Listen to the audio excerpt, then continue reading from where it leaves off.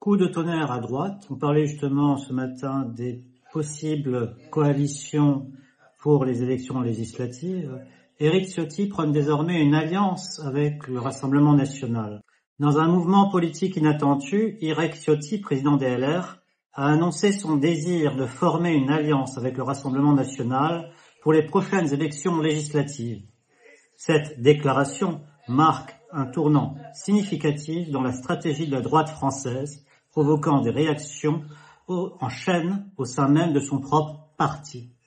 Jordan Bardella, président des RN, a accueilli cette proposition en indiquant que son parti soutiendra certains candidats des Républicains. Cette annonce, bien que surprenante, semble répondre à une volonté de consolidation des forces de droite face à la montée d'autres blocs politiques en France et à vouloir former une coalition gouvernementale à l'issue des législatives qui auront lieu le 30 juin et le 7 juillet.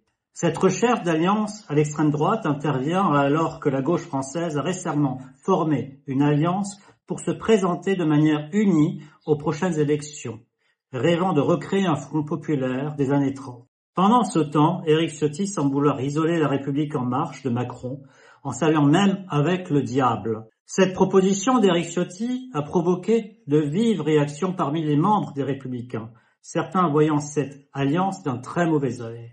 Bruno Le Maire, ex-LR, a vivement critiqué l'initiative de Ciotti. Une alliance avec le Rassemblement national est une trahison des valeurs républicaines que nous défendons depuis toujours. Nous ne pouvons pas nous compromettre avec un parti qui prône des idées contraires à nos principes fondamentaux. Jean-François Copé, ancien président de l'UMP, devenu LR, a exprimé son désaccord. Cette alliance serait une erreur stratégique majeure. Elle risquerait de diviser notre électorat et de renforcer les extrêmes plutôt que de proposer une alternative crédible au centre droit. Valérie Pécresse, ancienne candidate des LR à la présidence de la République. Les Républicains doivent rester un parti de droite républicaine fidèle à ses valeurs et à ses électeurs. S'allier avec le RN serait renoncer à notre identité et à notre histoire. En effet, Éric Ciotti semble ainsi vouloir brader l'héritage gaulliste de Charles de Gaulle à Jacques Chirac, en passant par Nicolas Sarkozy. Les leaders historiques de la droite française ont toujours refusé toute alliance avec le Front National ou son successeur, le Rassemblement national. Cette rupture avec une tradition de refus des extrêmes suscite une vive inquiétude parmi les défenseurs de l'héritage gaulliste. Cette alliance controversée pourrait avoir des répercussions majeures au sein du Rassemblement national et des LR. Les tensions internes pourraient s'exacerber, menaçant même l'unité du parti. Cette alliance entre Républicains et Rassemblement national rappelle, par certains aspects, l'alliance formée en Allemagne dans les années 30 entre le parti nazi et la droite conservatrice. À cette époque, la droite allemande cherchait à contrôler les forces de gauche et à stabiliser le pays, et elle s'était ainsi alliée avec le parti nazi, une décision qui aura des conséquences désastreuses pour la démocratie allemande.